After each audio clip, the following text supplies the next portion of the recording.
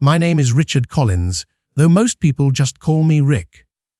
I'm 56 years old, and until recently, I thought I had my life figured out. I was a man who worked hard, kept my head down, and tried to provide for my family. But life has a strange way of reminding you that the people closest to you might not see you the way you see yourself. That painful truth came crashing down on me the day of my wife's funeral, when my own children leaned toward each other, their voices sharp whispers cutting deeper than any knife. He doesn't deserve to be here. They were talking about me. I'll never forget that moment. The church smelled faintly of lilies and candle wax, the kind of scent that clings to your memory long after you leave. Emily, my wife of 30 years, was lying in that polished mahogany casket at the front of the room, her face pale and still, framed by her favorite blue silk scarf. She always loved blue, said it reminded her of the ocean she'd only seen twice in her life. And there I sat in the front row, hands trembling in my lap, trying to mourn her while being torn apart by the realization that my children despised me. Sarah, our oldest, had her hand wrapped around her younger brother Daniel's arm. They leaned in close, their eyes fixed on me like I was some intruder who had crashed the ceremony. He doesn't deserve to be here. I wanted to turn around, demand an explanation, but my throat closed up. All I could do was sit there, feeling the weight of their words sink into me like stones in deep water. Now, before I tell you what happened next, before I tell you about the stranger who stood up and changed everything, you need to know how we got here. You need to know why my children looked at me not with grief, but with bitterness and contempt. I met Emily when we were in college.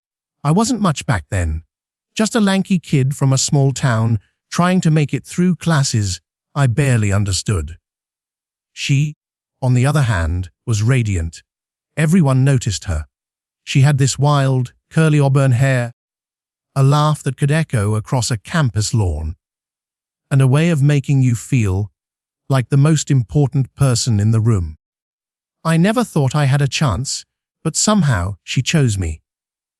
We got married young, started a family earlier than we planned, and for years, I thought we were happy.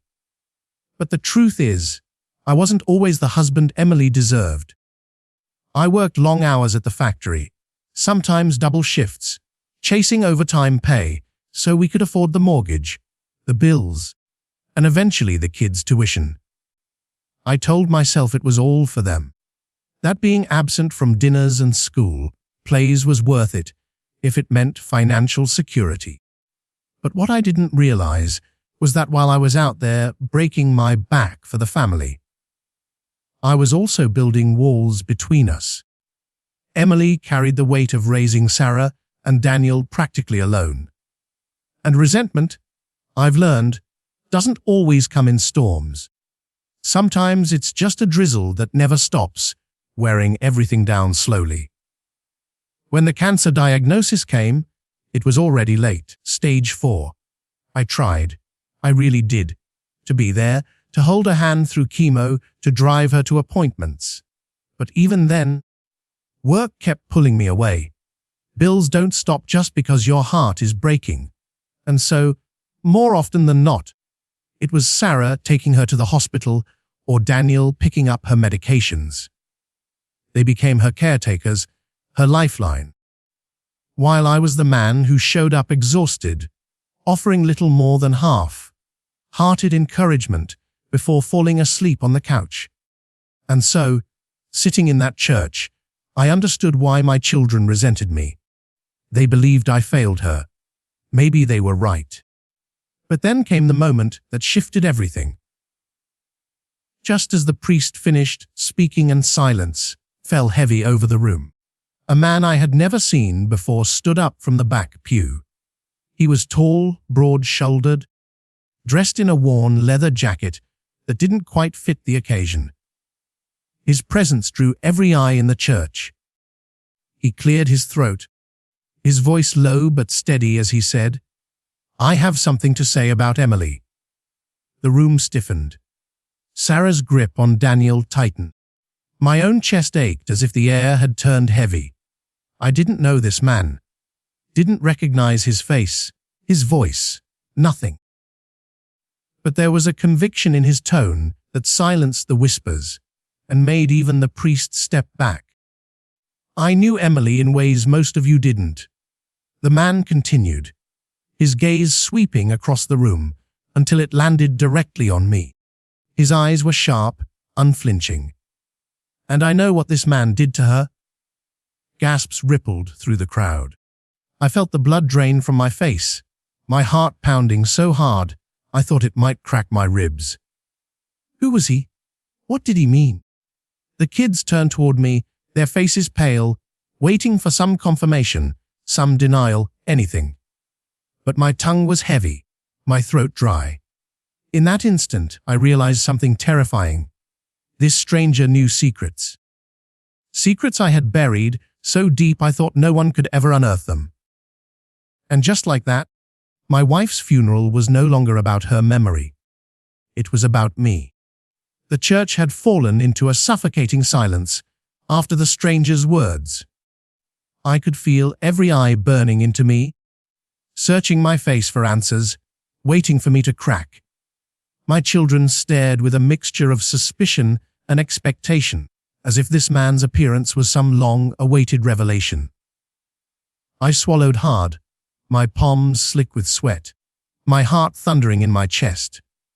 The stranger stepped closer, the sound of his boots against the church floor echoing with an ominous rhythm.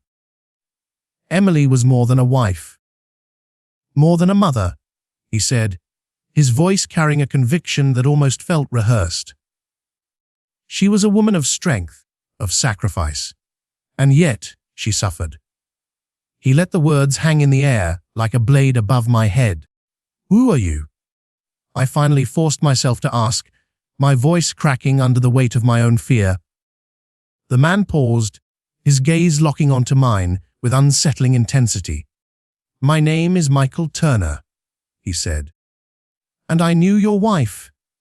A murmur rippled through the crowd. Some people shifted uncomfortably in their seats. Others leaned forward with curiosity. But my children, my own flesh and blood, looked at him like he was some long, lost truth finally come to light. Sarah's lips parted. You knew Mom?" she asked softly, almost as if she wanted to believe him more than she ever believed me. Michael nodded. "I did. Better than some people might want to admit." The implication struck me like lightning. My chest tightened, and anger began to mix with the fear. "What are you suggesting?" I demanded, my voice sharper this time. But Michael didn't flinch. He turned his attention to the rest of the room, as though the funeral had become his stage and everyone else his audience. Emily confided in me. She told me things about her pain, her loneliness, the way she was abandoned, even while living under the same roof as her husband. He gestured toward me, his voice rising. This man may be her husband on paper, but he wasn't there when it mattered most. He doesn't deserve to sit here pretending to mourn when he left her to fight her battles alone.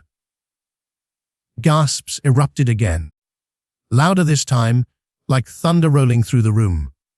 I could feel my children recoil, not from Michael, but from me.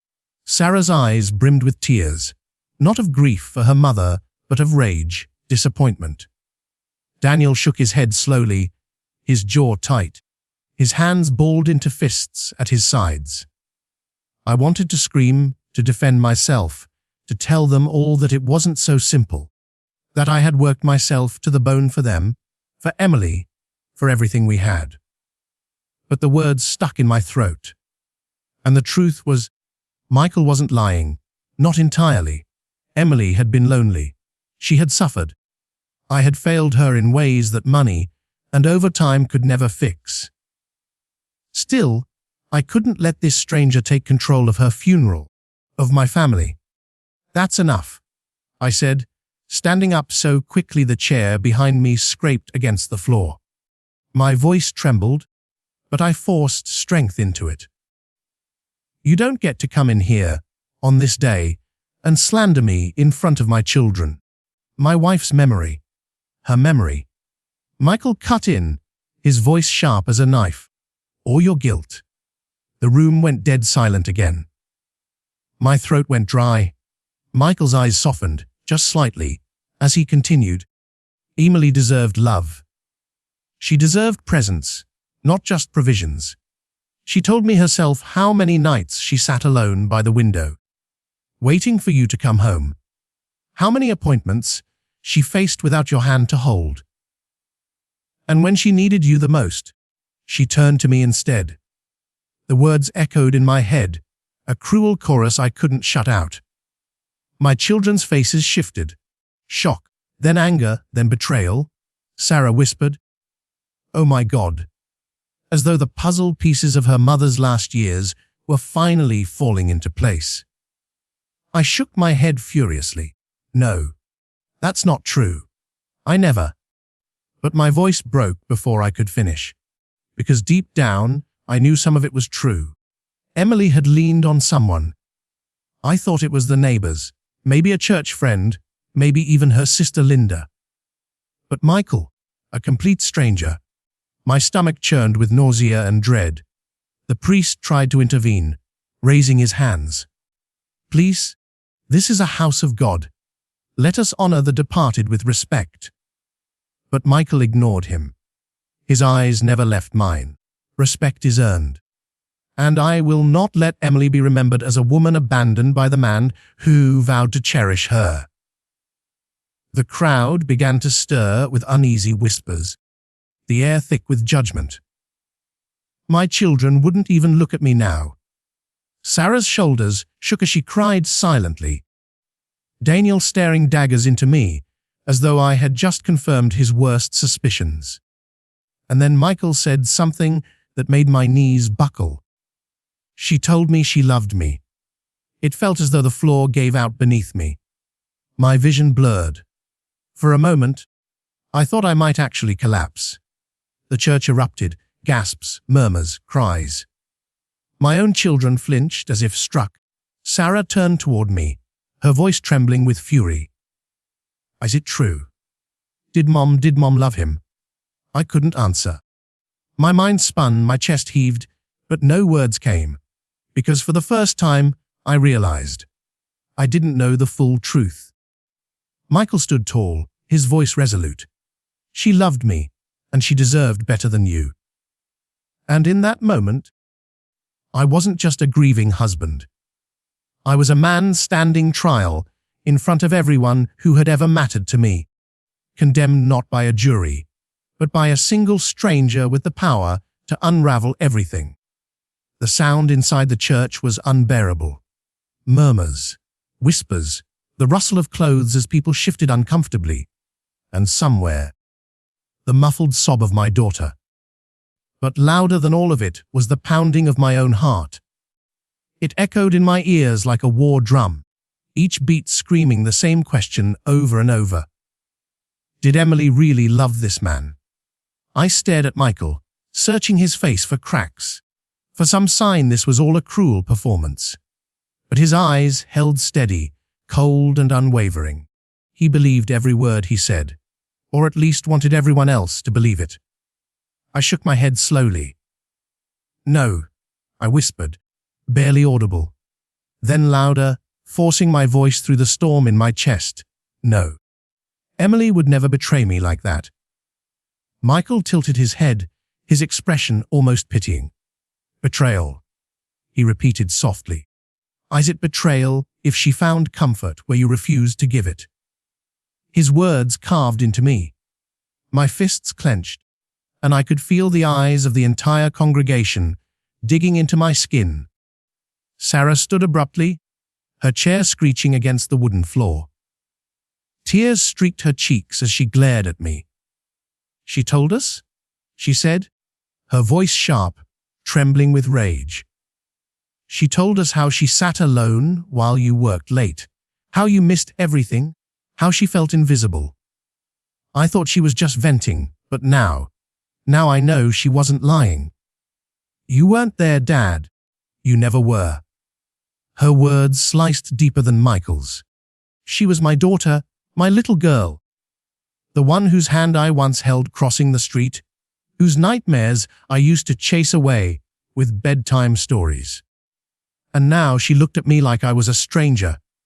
No worse, like I was the villain in her story.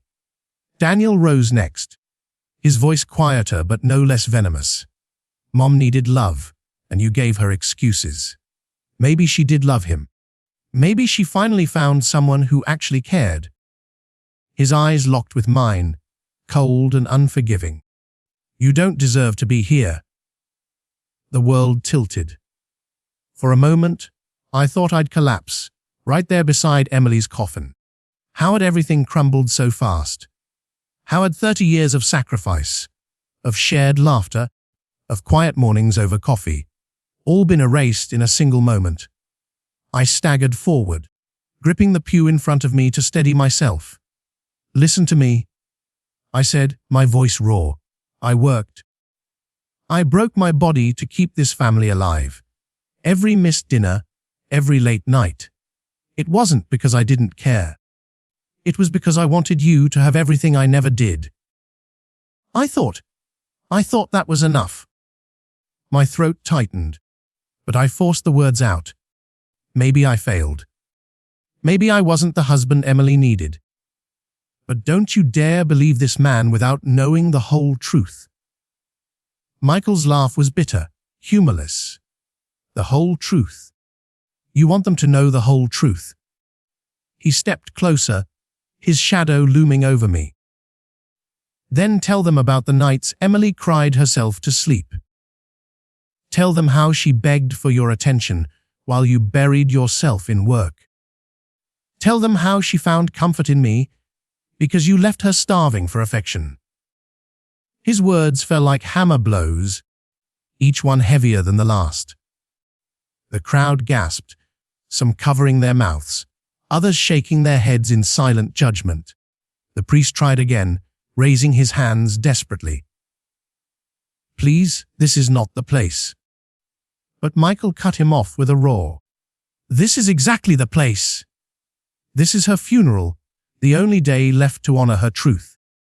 She deserved more than a ghost of a husband. I couldn't take it anymore. I lunged forward, grabbing Michael by the collar of his leather jacket. Gasps erupted all around us as I pulled him close, my face inches from his. You don't get to rewrite my marriage, I growled through clenched teeth. You don't get to stand here and claim a life you were never part of. But his expression didn't falter. He leaned in, his voice a venomous whisper meant only for me. You think you knew her? You didn't. She told me things she never told you. Secrets you wouldn't survive hearing. The words chilled me to my core. My grip loosened, and I stumbled back, shaken not by his strength, but by his certainty. My children rushed forward, pulling me away, their faces twisted in disgust. Sarah hissed, "Stop it! You're embarrassing yourself. You're embarrassing Mum." I looked at her, my heart breaking. Sweetheart, please, you have to believe me. I loved her. I still love her. But Sarah's eyes hardened, and she pulled away from me. Michael turned to the crowd again, his voice booming. This man was never there. I was. Emily leaned on me when she had no one else. She deserved better, and she found it in me. I wanted to scream, to fight back, to tear down every word he'd said. But then something happened that silenced us all. From the back of the church, a woman's voice rang out, steady, clear, and filled with conviction. That's a lie. Every head turned. Standing there, clutching a worn black purse, was Linda, Emily's younger sister. She looked pale, exhausted, but her eyes burned with fire. She walked down the aisle slowly, her heels clicking against the wooden floor. "I know my sister," Linda said, her voice growing louder with each step. "And I know who she trusted. Michael Turner, you are not who you claim to be." The entire church froze. Michael stiffened, his jaw tightening. For the first time, I saw his confidence waver. And in that silence, hope flickered inside me for the first time that day. The church seemed to hold its breath as Linda's words cut through the suffocating tension. She stopped beside Emily's coffin, resting one hand gently on its polished surface, her eyes locked firmly on Michael.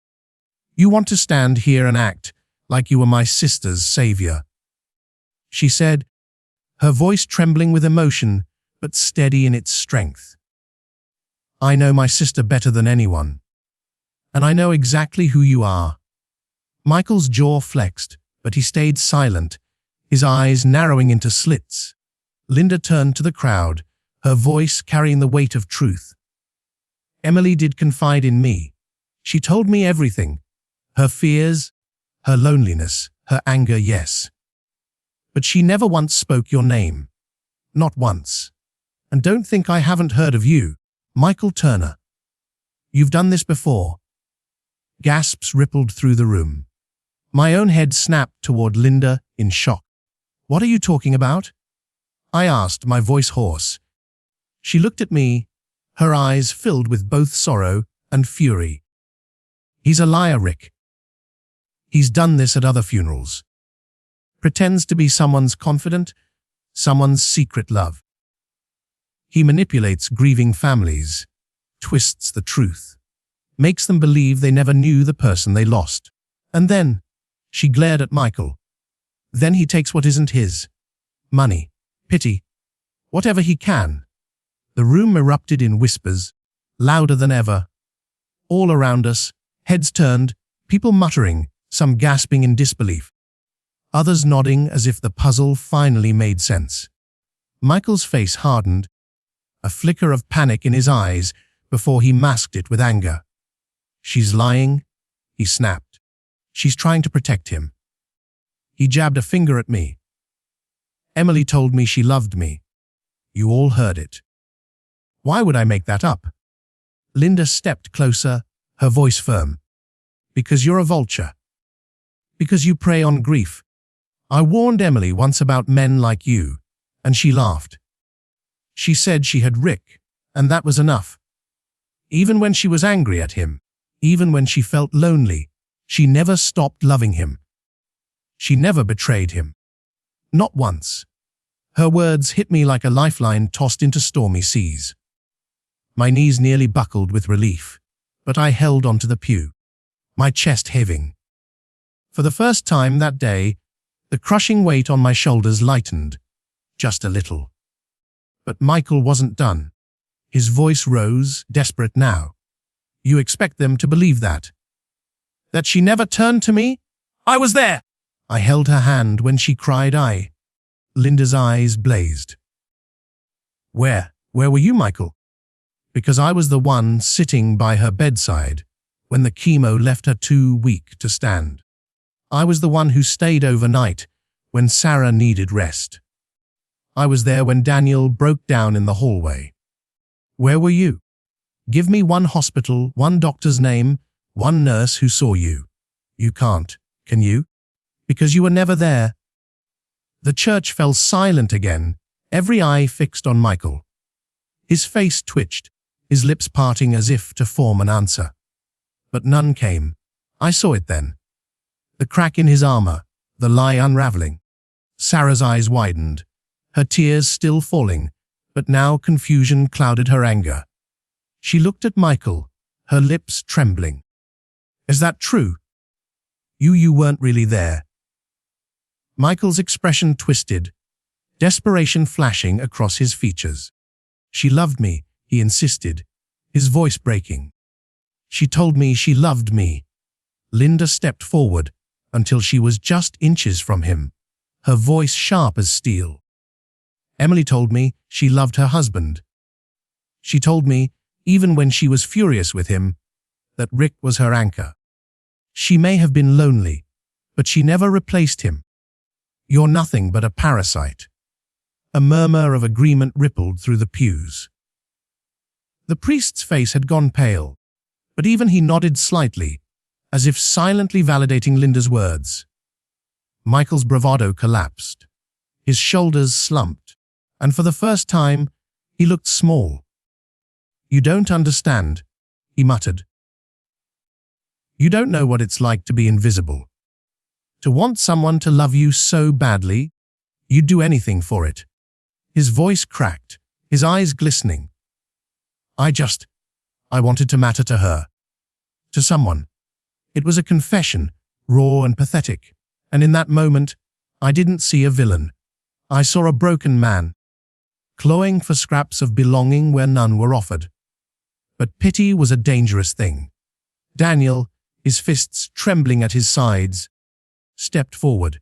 "Get out," he said, his voice low and seething. "This is our mother's funeral. You don't belong here." Michael looked at him, then at Sarah, who now clung to her brother's arm. Finally, his gaze flicked back to me. For a heartbeat, our eyes locked, and I saw something there. Bitterness, envy, maybe even regret. Then he turned and walked out, his boots echoing hollowly against the church floor. The heavy doors closed behind him with a thud that reverberated through the silence. No one moved for a long time. The air was thick, heavy, suffocating, until finally Linda turned to me. Her expression softened, but only slightly. "Rick," she said quietly, "you weren't perfect. Emily did suffer. She did feel alone sometimes. But don't let that man rewrite her love for you. She loved you. In her way, she always did." The tears I had fought so hard to hold back finally spilled over. My chest heaved, and for the first time, I allowed myself to grieve. Not just for what I had lost, but for the years I couldn't get back. Sarah and Daniel stood frozen, torn between anger and relief, their eyes darting between me and Linda. The truth had been exposed, but the damage remained. The stranger was gone, but his words lingered like poison in the air. And as I looked at my children, I knew this wasn't over. The real battle had only just begun. When Michael left the church, the silence that followed was deafening. I sat there staring at the closed doors, my mind a storm of emotions I couldn't name. Relief, anger, shame. But more than anything, I felt the chasm between me and my children. It yawned wide, as though Michael's lies had merely uncovered cracks that were already there. The priest cleared his throat gently, trying to salvage what was left of the ceremony. "Let us continue," he said, his voice soft, cautious, like a man stepping barefoot over broken glass. He began reading scripture again, but the words washed over me, hollow and meaningless. I couldn't stop replaying Sarah's and Daniel's faces in my mind. The way they looked at me, as though I had betrayed their mother. When the service ended, people came up to offer their condolences. I nodded politely, shook hands, but I barely registered their words. My eyes kept drifting back to Sarah and Daniel, who stood together at the far side of the room, whispering with Linda. Every time Sarah glanced in my direction, her eyes filled with a mix of hurt and accusation. Finally, when most of the guests had left, I walked toward them. My steps felt heavy, like I was trudging through mud. "Sarah, Daniel," I began, my voice low, almost pleading.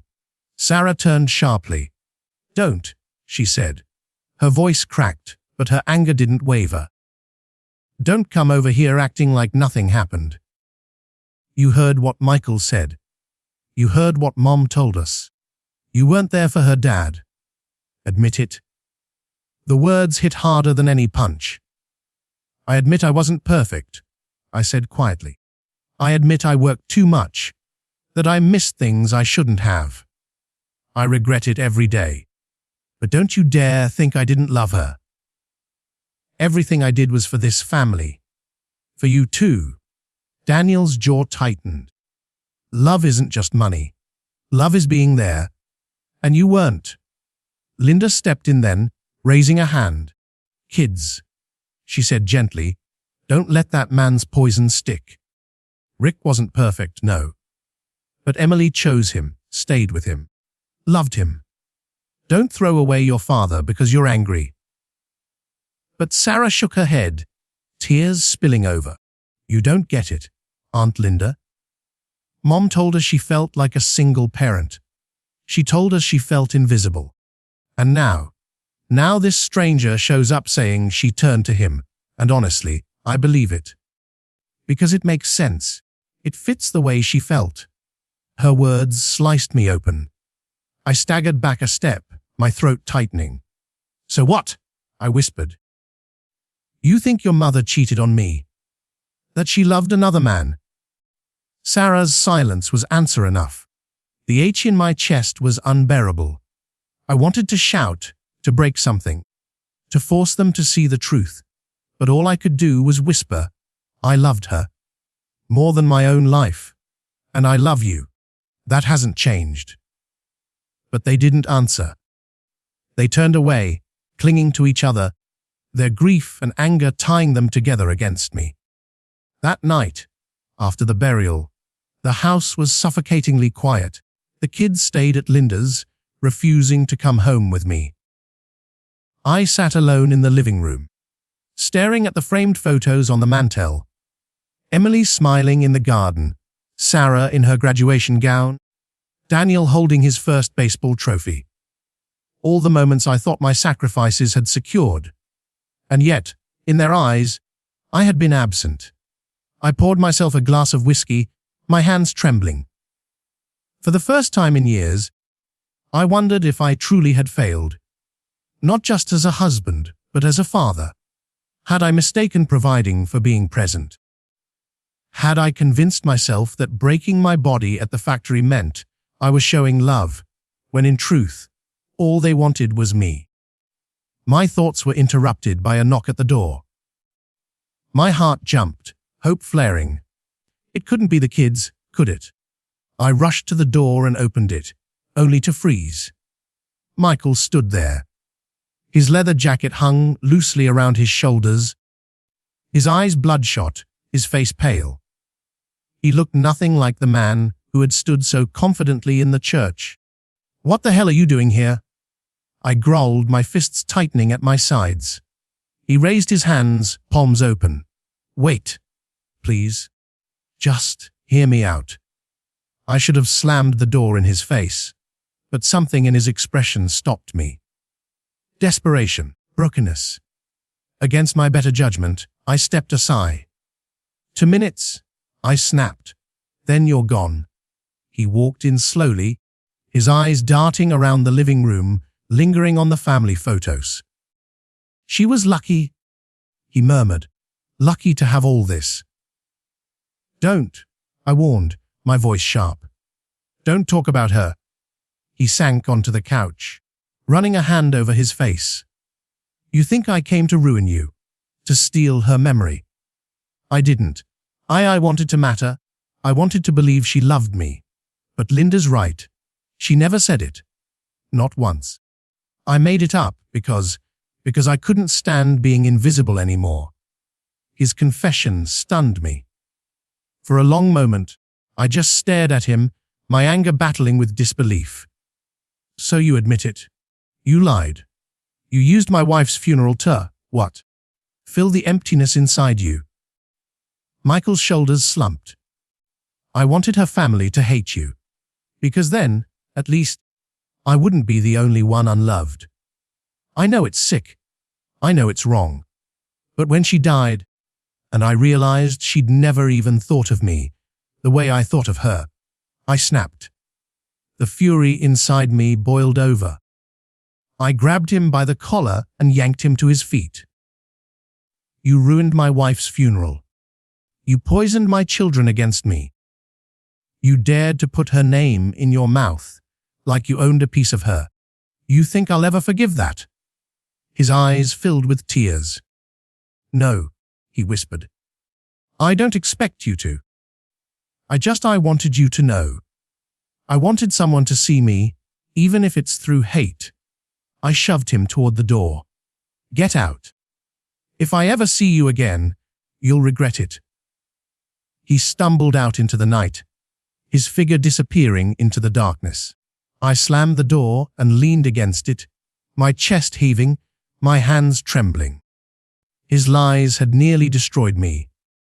But the damage to my children's hearts was real, and I knew it would take more than truth to fix it. I would have to fight for them, for Emily's memory, for the family I had left, and I swore to myself, as I stood alone in that quiet house, that I would. The morning after Michael's visit, I woke to a house that felt emptier than ever. The silence pressed in on me, louder than any noise. Emily's absence was one thing, but now the absence of my children, my flesh and blood, cut me deeper than I thought possible. They were with Linda, and I couldn't blame them. In their eyes, I had failed their mother, and maybe I had. But I refused to let Michael's poison be the last word. I knew I had to act. I showered, shaved, put on the suit I'd worn at the funeral, and drove to Linda's house. My hands gripped the steering wheel so tightly they ached, but I kept repeating the same words in my head: fight for them. Fight for her. When I knocked, Linda opened the door. Her expression was very tired. Rick, she said flatly, they don't want to see you right now. I know, I admitted, my voice rough. But I need to talk to them. Please. She studied me for a long moment, then finally stepped aside. Don't make it worse. Inside, Sarah and Daniel sat on the couch, side by side, their faces pale from sleepless nights. Their eyes flicked toward me, then away, like they couldn't stand the sight of me. My chest tightened, but I forced myself forward. I need to say something, I began, and I need you both to hear me. But they didn't respond, but they didn't leave either. That was enough. I took a deep breath. I wasn't the husband your mother deserved. I know that. I worked too much. I missed dinners, birthdays, recitals. I thought providing was enough, but I see now that it wasn't. She needed me, and I wasn't there the way I should have been. For that, I will always carry guilt. Tears blurred my vision, but I pressed on. But don't you ever think for a second that I didn't love her. Your mother was the love of my life. I may have failed her at times, but I never stopped loving her, not for a single day. And as for that man, Michael, he lied. He admitted it to me last night. He wanted to destroy me because he hated being invisible. He twisted your mother's loneliness into some kind of fantasy where he mattered. But he didn't. Your mother never loved him. She loved you. She loved us. Sarah's lips trembled, but her arms stayed folded. You expect us to believe you. After all those years of watching her cry while you stayed at work. Yes, I said firmly, though my voice broke. Not because I'm perfect, but because it's the truth. Ask your Aunt Linda. She was there. She knows Emily's heart better than anyone. Linda stepped forward, placing a hand on Sarah's shoulder. It's true, she said gently. Michael's story was a lie. Emily complained, yes. She was lonely, yes. But she never betrayed Rick. Even when she was angry, she told me she loved him. Right to the end. Sarah's tears spilled over, and she buried her face in her hands. Daniel's jaw clenched, but his eyes softened as he looked at me. For the first time, I saw hesitation instead of pure anger. I knelt in front of them, my knees echoing against the hardwood floor. I can't change the past, I whispered.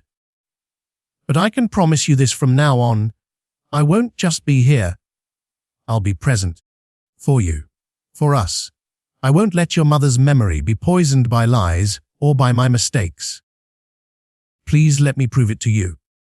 For a long moment, the room was silent except for Sarah's muffled sobs.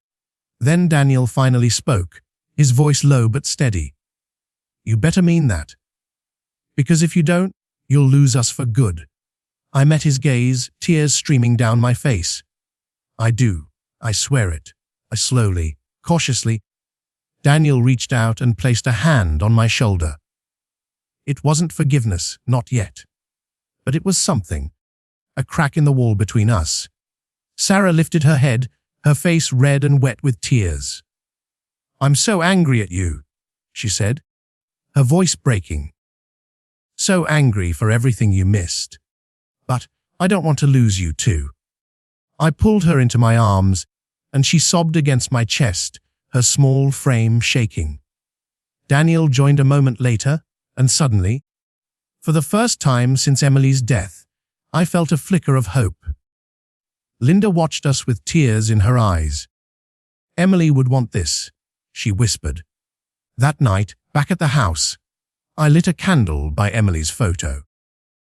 I sat with Sarah and Daniel, telling stories about her, the silly way she used to dance in the kitchen, the way she snorted when she laughed too hard, the time she baked a cake that collapsed in the middle, and we ate it anyway. For the first time, our laughter filled the house again, even through our tears. Michael never returned.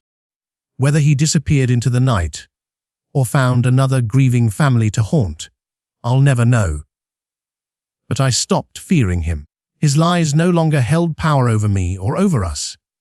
Instead, I carried Emily's truth. She had loved me, flawed as I was. She had loved our children fiercely. And though I couldn't undo the past, I could honor her by being the father they needed now.